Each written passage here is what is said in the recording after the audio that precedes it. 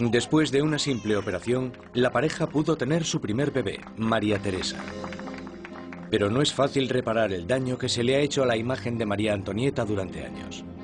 Desde principios de 1780, las calumnias habían circulado por todo el país.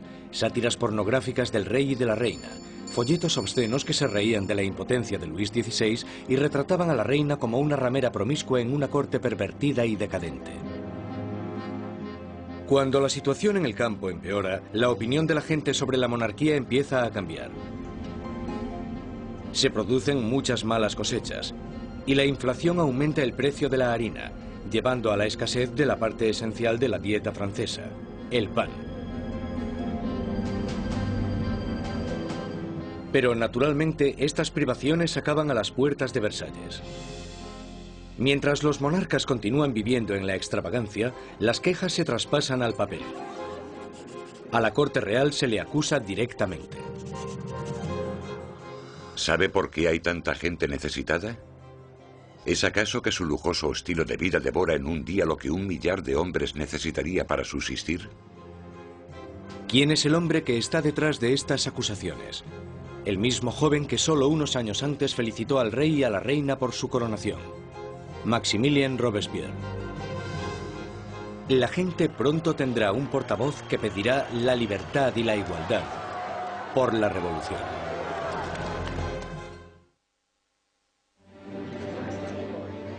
A finales del 1700, Versalles es un oasis de extravagancia, rodeado de una tierra desesperada.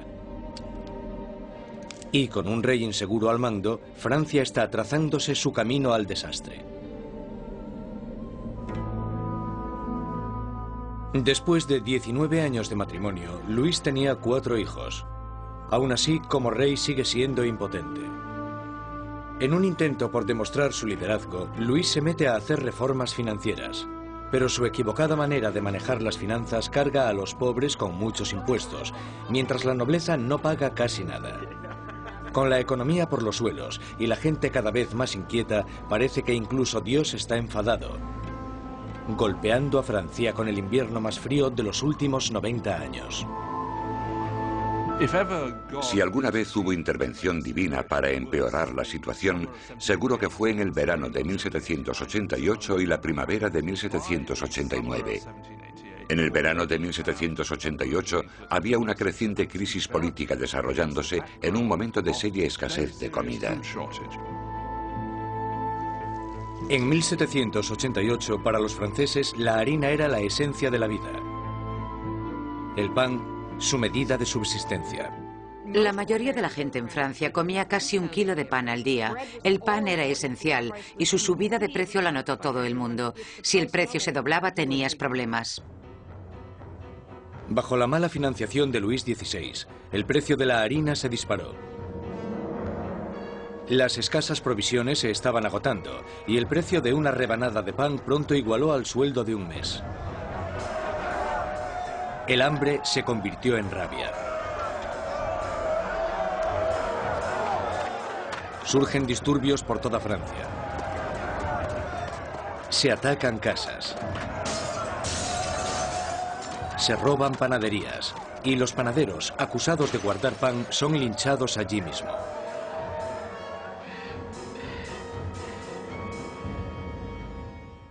Con la economía destrozada, los bancos fuerzan a Luis XVI a contratar a un ministro de Economía, Jacques Necker. Necker, un pensador progresista, es popular entre la gente de una manera que Luis XVI solo puede envidiar.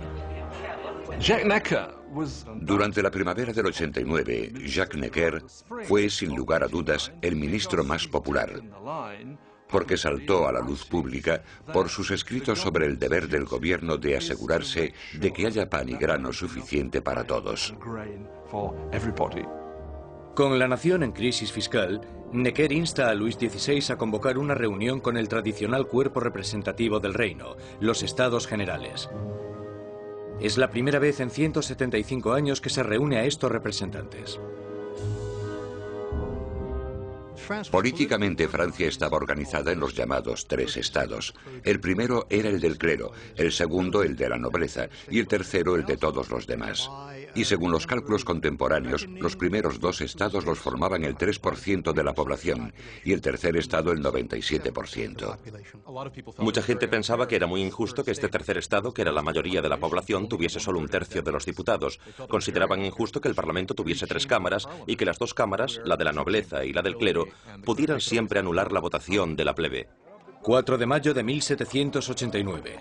Un destacado joven abogado y político llega a Versalles.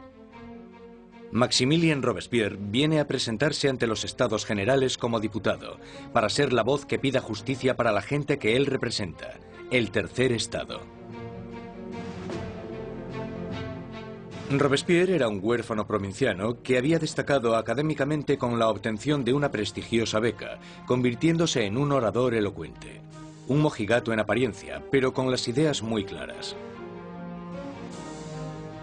Cuando volvió a su casa, al pequeño pueblo de Arras, las ideas de la Ilustración que había absorbido en los salones de París tuvieron a un poderoso defensor porque se convirtió en el abogado de los oprimidos de su pueblo natal. Cuando volvió a Arras y empezó a ejercer de abogado, leyó mucho sobre la Ilustración, y cuando Robespierre ejerció de abogado en Arras, intentó utilizar esas ideas en los casos que él estaba defendiendo. Robespierre y sus compañeros pedían que la nobleza y el clero pagasen sus impuestos. Pero Luis XVI se siente cada vez más amenazado por el creciente radicalismo del tercer estado. Entonces, el 20 de junio, después de 6 semanas de estancamiento, los diputados se dan cuenta de que están siendo silenciados. El 20 de junio, cuando los diputados llegan a la reunión y encuentran las puertas cerradas, sospechan de un complot. Van a la sala, que era lo que nosotros llamamos la sala de juego de pelota, pero que en realidad era un frontón, se reúnen y juran que no dejarán de reunirse hasta que tengan una nueva constitución. Los diputados deciden constituirse en una nueva Asamblea Nacional y ser los verdaderos representantes del pueblo de Francia. El juramento del juego de pelota es uno de estos grandes y simbólicos momentos de la historia de la Revolución Francesa. Tienes a todas estas personas reunidas en este gran espacio abierto que es la sala de juego, levantando sus brazos en una especie de saludo casi romano, y para esta Asamblea Nacional fue el momento en el que se dan cuenta de su poder y dignidad, y realmente vieron que podían derrocar al rey de Francia. La Asamblea Nacional nace de un revolucionario estado de rebeldía. Será una comunión de voces procedentes de todo el país, un cuerpo parlamentario representando la voluntad de la gente. Pero arrebatarle el poder al rey no será tan fácil como firmar una simple proclamación. Todas estas victorias iniciales que tuvieron lugar en Versalles son la mayoría victorias sobre el papel y ninguna se había llevado a cabo. Cuanto más nos vamos acercando a julio de 1789, más miedo tienen los diputados de Versalles de que el rey esté reuniendo al ejército para derrocarles. A principios de julio, 30.000 soldados toman posiciones en los alrededores de París. Para defenderse, la gente forma una nueva Guardia Nacional. Los revolucionarios asaltan las armerías de París y se van con más de 28.000 mosquetes. Lo único que les falta es la pólvora, y la gente sabe dónde encontrarla. En el centro de París se alza un enorme castillo de piedra, conocido como el símbolo del dominio feudal, la Bastilla. La prisión acoge los almacenes de pólvora de la ciudad y se conoce como la prisión de las torturas y las muertes inexplicables. La Bastilla había sido el gran símbolo del despotismo monárquico, el gran símbolo de los reyes de Francia yendo más allá de los límites de su propio poder. Para los franceses simboliza el horror. En medio de las revueltas se produce un sorprendente escándalo. Luis XVI despide a su ministro de Economía, el apreciado Jacques Necker, por portarse demasiado bien con el pueblo.